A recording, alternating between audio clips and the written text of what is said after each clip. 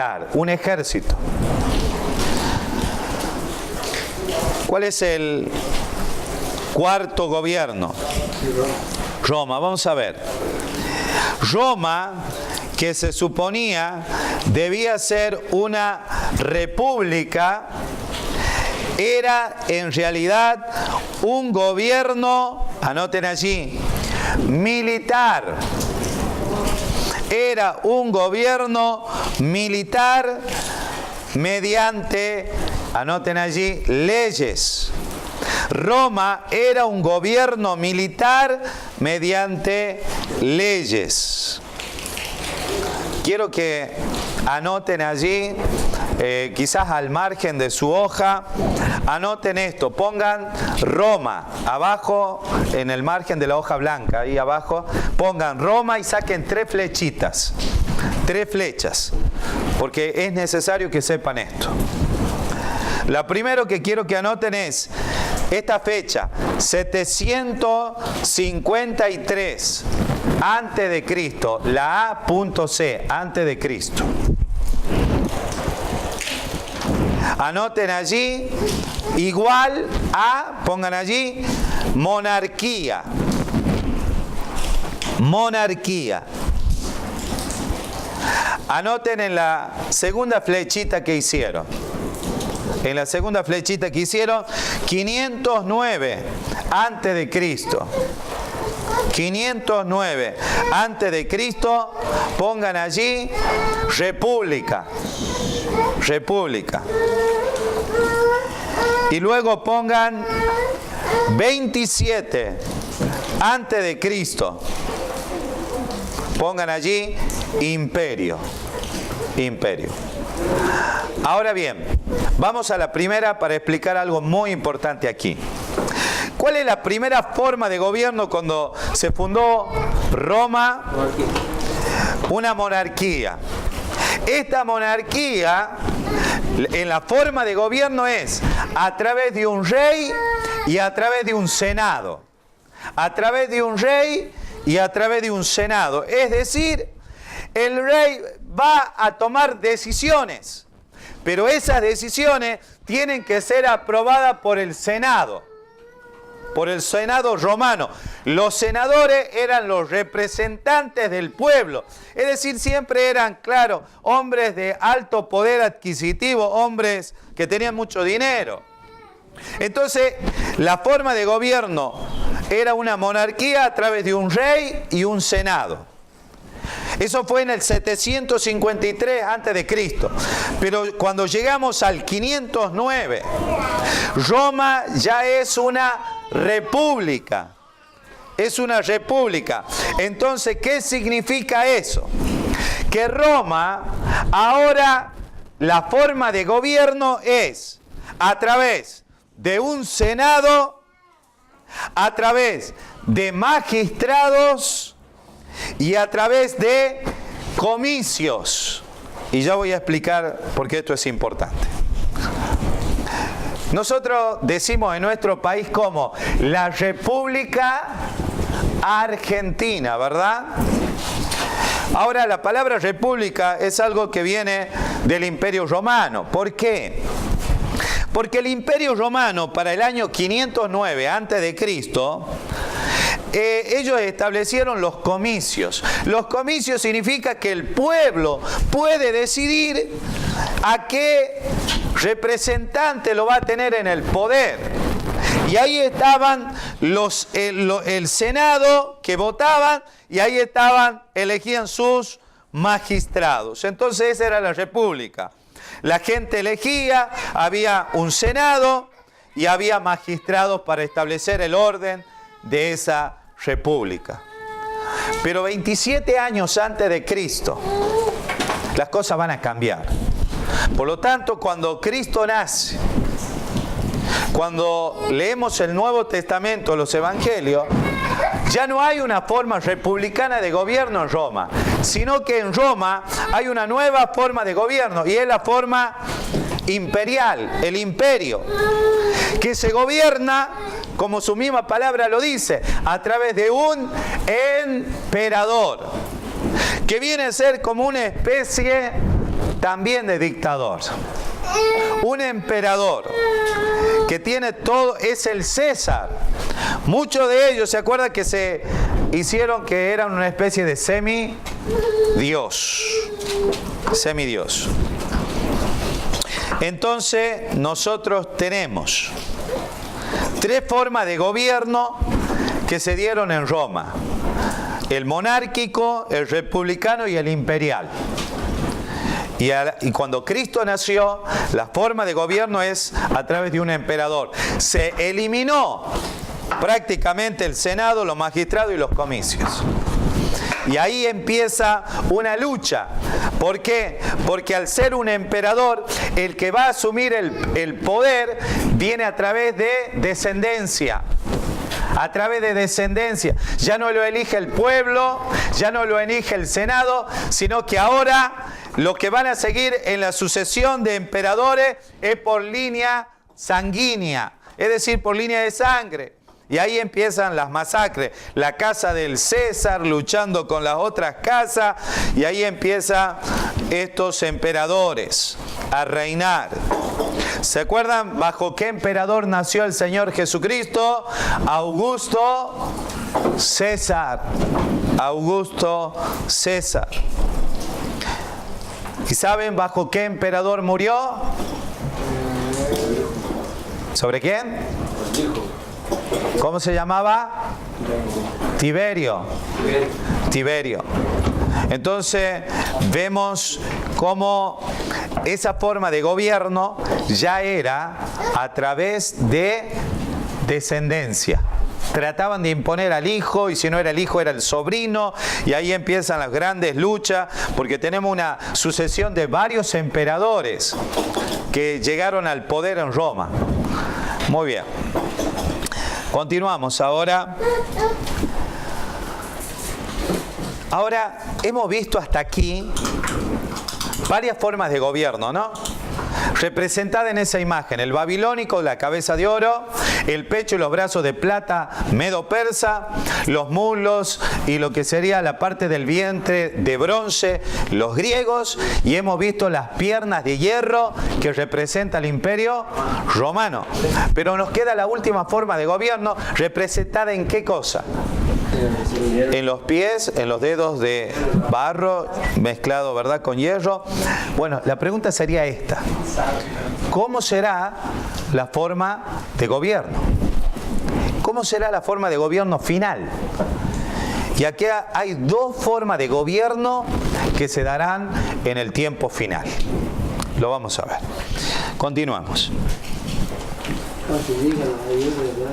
Cuando se llega al hierro y al barro, tenemos el gobierno presente. El hierro representa la ley y la justicia. ¿Por qué sabemos que representa la ley y la justicia? Porque ya no hay un ejército para hacer cumplir eso, la justicia. Ahora hay leyes, el código romano. ¿Han visto ustedes una mujer vendada a los ojos que tiene qué? Una balanza. Tiene que hacer cumplir la justicia. La justicia tiene que ser imparcial. Por eso tiene vendada los ojos. No tiene que hacer diferencia. Tiene que haber una justicia equitativa y hay una balanza. Tiene que ser una justicia por igual para todos. Entonces, tenemos que hay hierro con barro. Entonces, el hierro representa la ley y la justicia, que es lo más fuerte que hoy tenemos. Las leyes. El barro representa 2 cosas: la humanidad. Anoten allí, el barro representa la humanidad, y juntos hacen, es decir, la ley y la justicia con la humanidad, juntos hacen, anoten allí, una democracia. Democracia. Democracia. El barro representa la humanidad y juntos hacen una democracia. Ahora se dan cuenta que esta es una nueva forma de gobierno a las anteriores. ¿Alguien sabe qué significa democracia? El gobierno del pueblo. El gobierno del pueblo y para el pueblo. La democracia es aquello donde el pueblo elige su representante. El pueblo elige quién va a ser aquel que va a liderar los destinos de la nación. No es el Senado, no es una forma genealógica ni de sangre. Ahora es una nueva forma de gobierno instituidas a través de un pueblo que está dispuesto a elegir su representante en asamblea. Y eso también, para que tenga fuerza el gobernante que el pueblo elige, se establecen leyes, códigos que se tienen que cumplir para que tenga fuerza esa forma de gobierno. El pueblo puede elegir, pero si no hay manera de hacer cumplir la justicia, la equidad, si no hay manera de establecer un orden constitucional en un pueblo y en una nación, va a fracasar. Entonces, la democracia necesita de leyes rígidas, fuertes, para establecer el orden. Casi en la mayoría de las naciones impera esta forma de gobierno. Claro, en algunos lugares la democracia será más evidente que en otros países.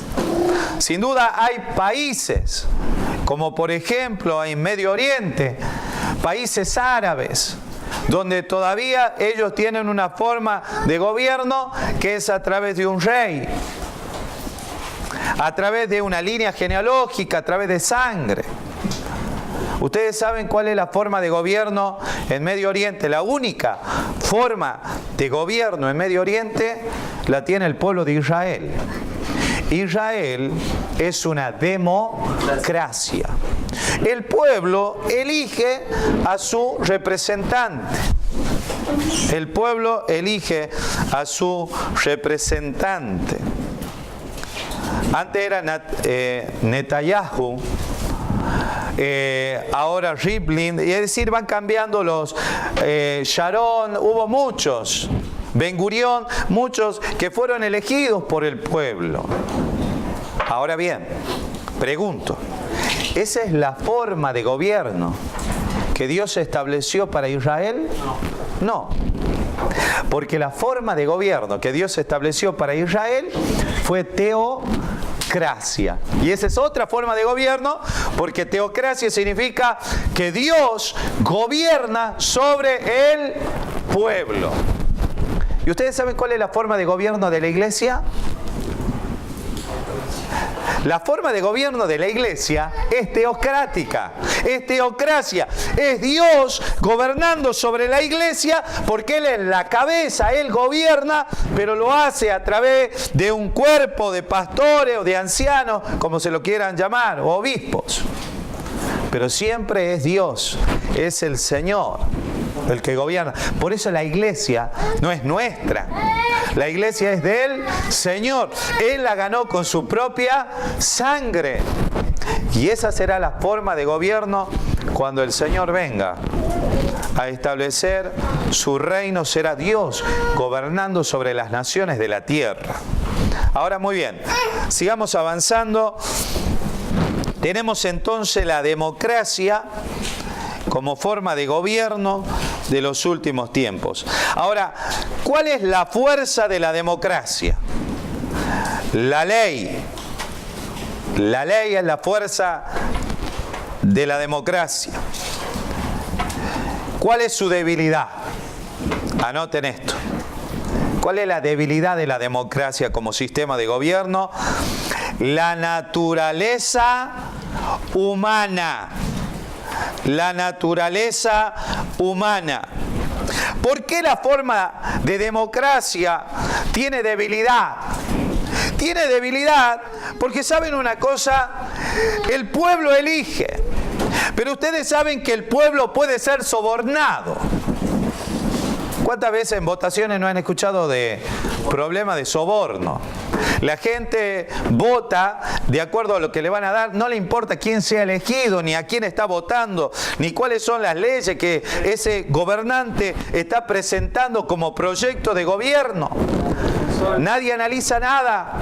Entonces lo que hace es, bueno, voy al mejor postor a ver quién ayuda, entonces votamos. En algunas iglesias llevan a gente que se va a postular para gobernante. Y lo hacen hablar de los púlpitos, y esos pastores hacen alianzas políticas para apoyar determinado político. Por eso no va a funcionar que un cristiano diga, no, pero si un cristiano es presidente, las cosas van a cambiar. Si un cristiano es diputado, las cosas van a cambiar, o senador. No, señores, no va a cambiar. Lo más probable que ese cristiano sea corrompido en ese sistema paganizado, que está todo leudado, porque la debilidad humana es el propio ser humano que está caído, es un ser humano que es pecaminoso, está caído, fracasa, está entregado al pecado. Entonces, no piense que una forma de gobierno cristiana va a traer soluciones, no va a traer nada, no garantiza nada eso. Que un cristiano esté en el poder no garantiza absolutamente nada. Lo más probable es que el poder mismo lo termine corrompiendo. Muy bien. Sigamos. Hoy día vemos cómo la ley se abandona cuando la naturaleza humana rehúsa a que limite el orden y las leyes de Dios. El corazón del ser humano cada día va peor. Y los pueblos, las naciones, cada día están más involucradas en casos de corrupción. Cada día vemos a la gente que está en el gobierno involucrada en un montón de situaciones terribles. Y uno dice, pero parecía un buen juez, parecía un buen magistrado, parecía un buen gobernante. ¿Qué le pasó?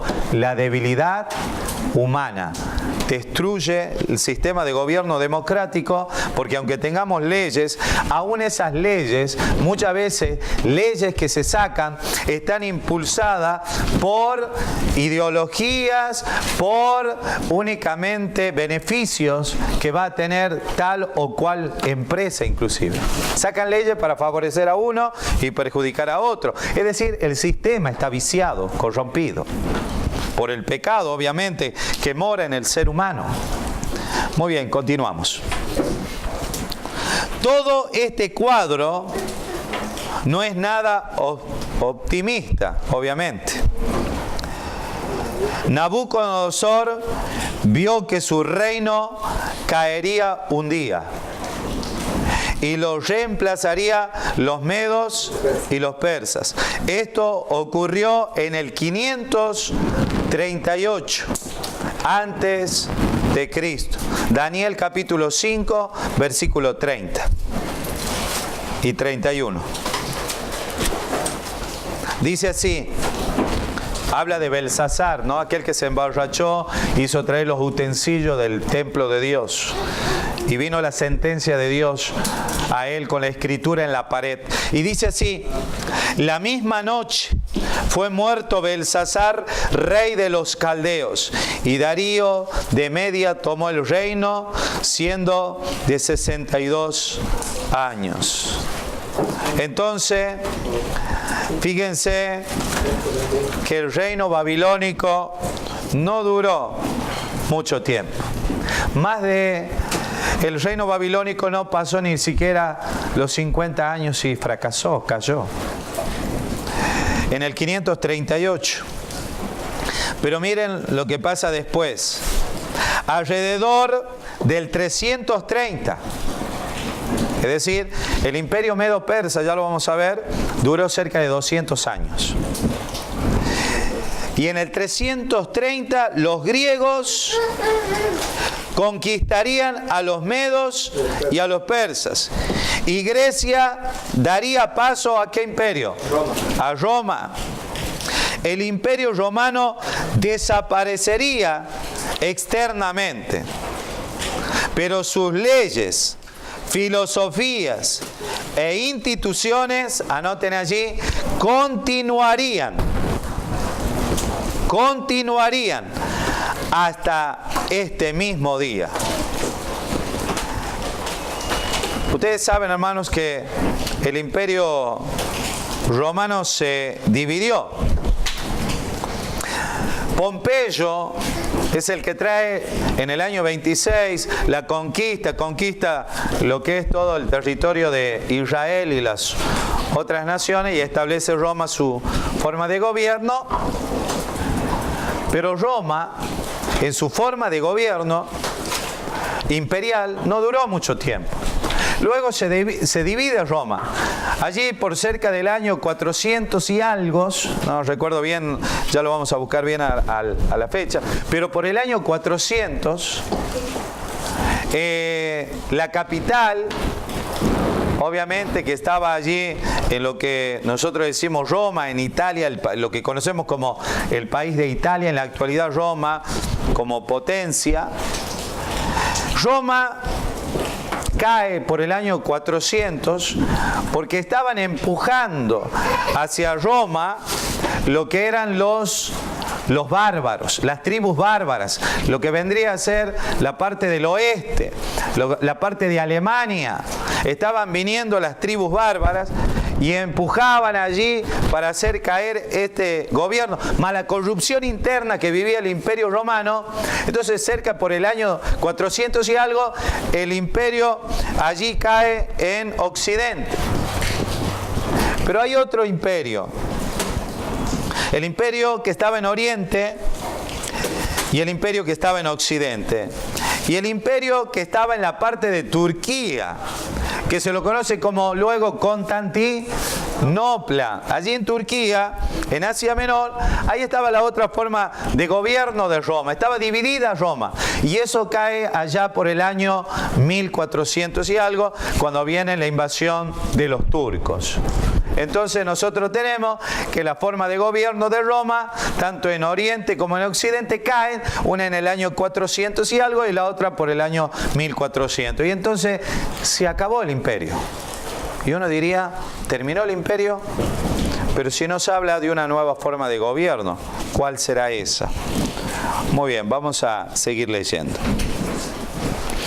El imperio romano desaparecería externamente, pero sus leyes, filosofía e instituciones continúan hasta este mismo día, llevándonos a los pies de barro. La única esperanza para este mundo es la venida de Cristo. Cuando Él venga a la tierra, anoten esto, conquistará a las naciones. Conquistará a las naciones. Vamos a ir a Apocalipsis capítulo 19. Apocalipsis capítulo 19 nos dice allí desde el versículo, vamos a leer el versículo 11. Habla de la segunda venida de Cristo a este mundo para establecer su reino. Apocalipsis capítulo 19, versículo 11. Entonces vi el cielo abierto, he aquí un caballo blanco, y el que lo montaba se llama Fiel y Verdadero, con justicia juzga y pelea. Sus ojos eran como llama de fuego, y había en su cabeza mucha diadema, y tenía un nombre escrito que ninguno conocía sino él mismo. Estaba vestido de una ropa teñida en sangre, y su nombre es el Verbo de Dios.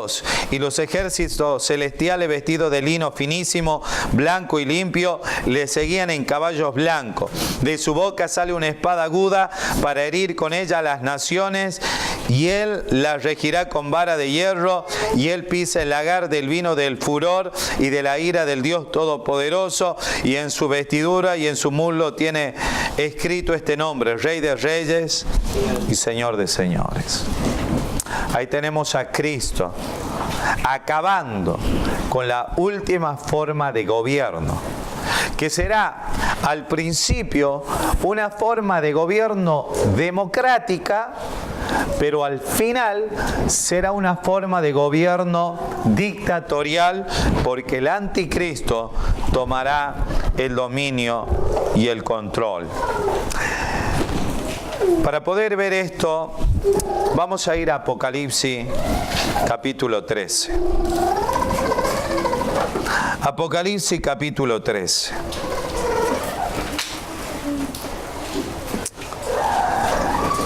Juan está viendo en la isla de Patmos una revelación que el Señor le da de la última forma de gobierno sobre este mundo. Y sobre quién será aquel que estará gobernando en esta forma de gobierno. Dice, me paré sobre la arena del mar y vi subir del mar una bestia que tenía 7 cabezas y 10 cuernos, y en sus cuernos 10 diadesmas, y sobre su cabeza un nombre blasfemo. Bien, no vamos a entrar en cada detalle, pero ¿qué representa esta bestia que tiene 7 cabezas y 10 cuernos? Las 7 cabezas representan aquí a los 7 imperios mundiales que hubo en la historia. Esos 7 nosotros estamos estudiando. ¿Cuál estamos estudiando? Los últimos 4 formas de gobierno y el quinto, que es el Imperio Romano revivido. Pero ¿cuáles son las 7 formas de imperio que hubo a lo largo de la historia? El Imperio egipcio, el Imperio asirio, el Imperio babilónico, el Imperio medo-persa, el Imperio griego, el Imperio romano y el Imperio romano revivido. Muy bien. Entonces la última forma de gobierno es el Imperio Romano revivido, representado aquí en cuanto 7 cabezas. ¿Y cuánto? 10 cuernos. ¿Qué significa esos 10 cuernos? Esos 10 cuernos son lo mismo de los 10 dedos del pie de la imagen, que representa a 10 reyes o 10 formas de gobierno. Acompáñenme a Apocalipsis capítulo 17, versículo 12. Apocalipsis capítulo 17, versículo 12.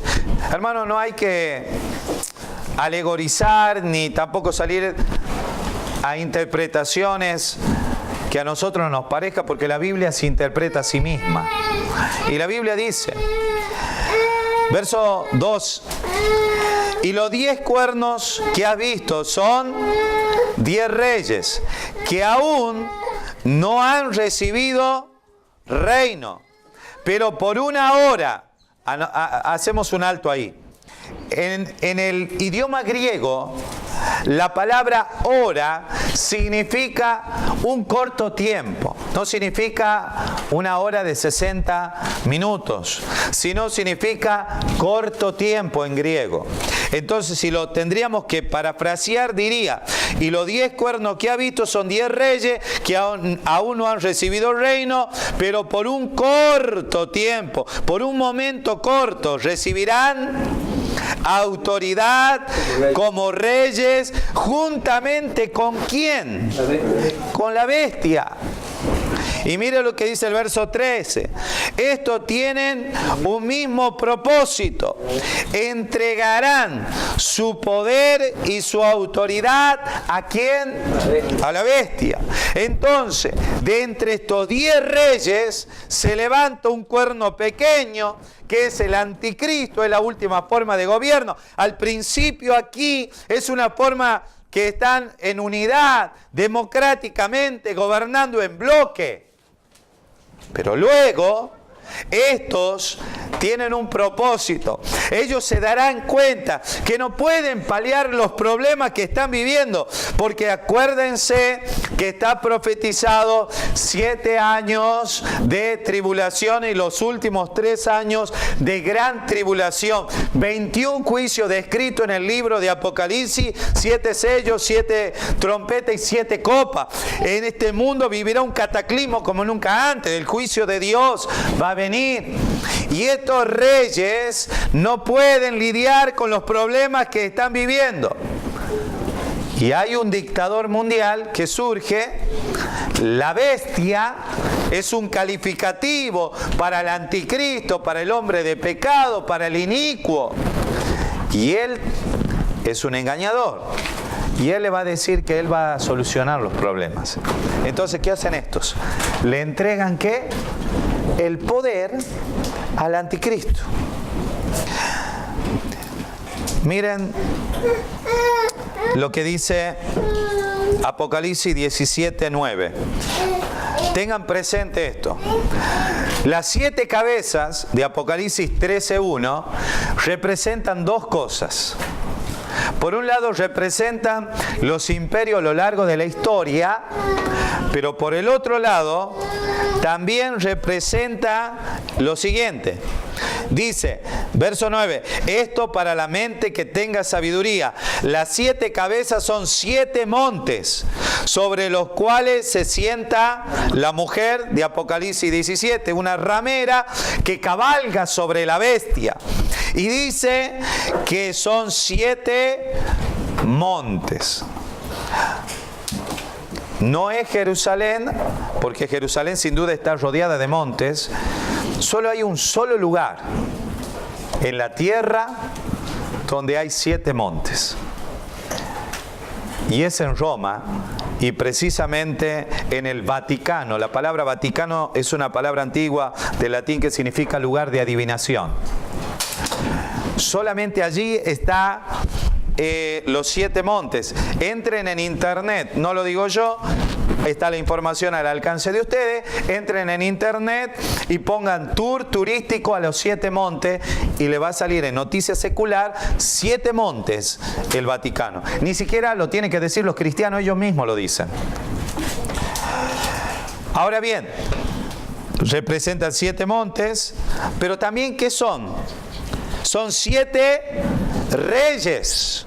¿Se dan cuenta? 7 imperios, 7 montes, 7 imperios, 7 reyes representan las 7 cabezas. Siempre tiene la profecía un cumplimiento doble. A veces está mirando hacia el pasado y a veces está mirando hacia el futuro. Ahora, presten atención, si captan esto, le va a quedar claro cómo es la última forma de gobierno. Si vamos a decir que hubo 7 imperios. ¿Cuáles son? Egipcio, asirio, babilonio, medo-persa, griego, romano y romano revivido. Romano revivido representado en ¿qué? 10 reyes. Presten atención, a ver si me pueden seguir. Son 7 reyes. 5 de ellos han caído. Escribe Juan en su época. 7 de ellos han caído. ¿Cuál han caído? Egipcio cayó, asirio cayó, Babilonia cayó, medo-persa cayó, griego cayó. ¿Cuántos son ahí? 5. ¿Y qué dice? Uno es. ¿Qué significa? Tiempo presente. Cuando Juan ve la visión, ¿qué imperio está? Romano. Uno es. Ese es el 6. Y el otro aún no ha venido. ¿Cuál es el que falta? Los 10 cuernos, ¿se acuerdan? 10 reyes, forma democrática, unión de bloque, unión de naciones. Dice aún no ha venido. Pero cuando venga, es necesario que dure ¿cuánto?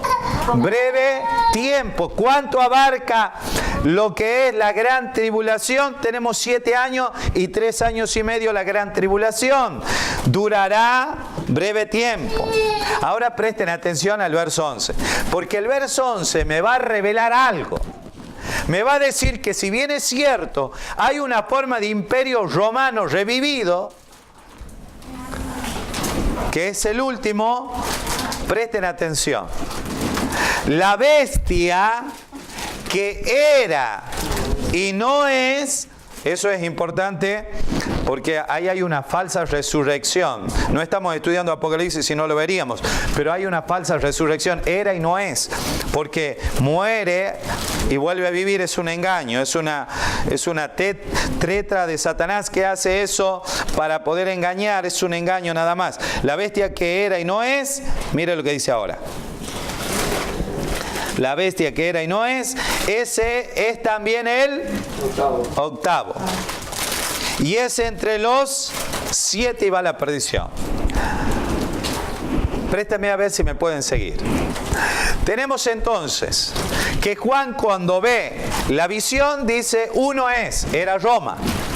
Pero dice, falta uno que venga. ¿Y durará cuánto? Poco tiempo. Es lo de 10 dedos del pie, esa es la forma de gobierno. Hemos leído en Apocalipsis 17 que le dan el poder ¿a quién? Al anticristo. Ese es el octavo. ¿Por qué el octavo? Porque el octavo en la bestia personifica un poder dictatorial y absoluto. Es decir, yo soy el Estado, dice él. Por eso es el octavo. ¿Sí? ¿Lo tienen claro, hermanos? ¿Le ha quedado claro más o menos cómo es? Lo vemos de nuevo y ahí terminamos. Dice así, verso 9. Esto para la mente que tenga sabiduría. Las 7 cabezas son 7 montes sobre los cuales se sienta la mujer. Y estos son también, ¿qué? 7 reyes, 7 imperios. 5 de ellos han caído. Vamos a contar. Egipcio, asirio, babilonio, medo-persa y griego. Son 5, ya han caído. Uno es, porque Juan está escribiendo en el tiempo del Imperio Romano, de los Césares. Uno es. Y el otro aún no ha venido. ¿Cuál no ha venido? Representado en los 10 dedos del pie. Esos 10 dedos del pie, esos 10 cuernos, ¿se acuerdan que hemos leído? ¿A quién le dan el reino? Al anticristo. Entonces, si nosotros tenemos que el otro no ha venido, viene a ser el séptimo, que son los 10 dedos del pie, los 10 reyes. Y si le dan el poder al anticristo, ya hay un octavo. Dice, todavía no ha venido y cuando venga es necesario que dure breve tiempo. La bestia que era y no es también el octavo. Y de entre los 7 va a la perdición. ¿Por qué se lo cuenta a la bestia como una forma de gobierno octavo? Porque hemos dicho que cuando hay un monarca, cuando hay un dictador, todos los poderes se concentran en una sola, ¿qué? En una sola persona. Ya no es magistrado, ya no es ley, ya no es senado, ya no es príncipe, ya no hay gobernante, sino que se concentra en una sola persona. Por lo tanto, el anticristo, la bestia, viene a representar su propio estado. ¿Hasta cuándo? Hasta que venga el Señor, como lo hemos leído en Apocalipsis 19, que Él viene con sus santos millares de ángeles y la iglesia para establecer su reino y destronar a este farsante que ocupa el lugar de Cristo, se hace pasar por el Mesías. Muy bien, hermanos, terminamos allí. Vamos a orar y si alguno tiene alguna duda, alguna pregunta, lo podemos analizar. Si no ha entendido.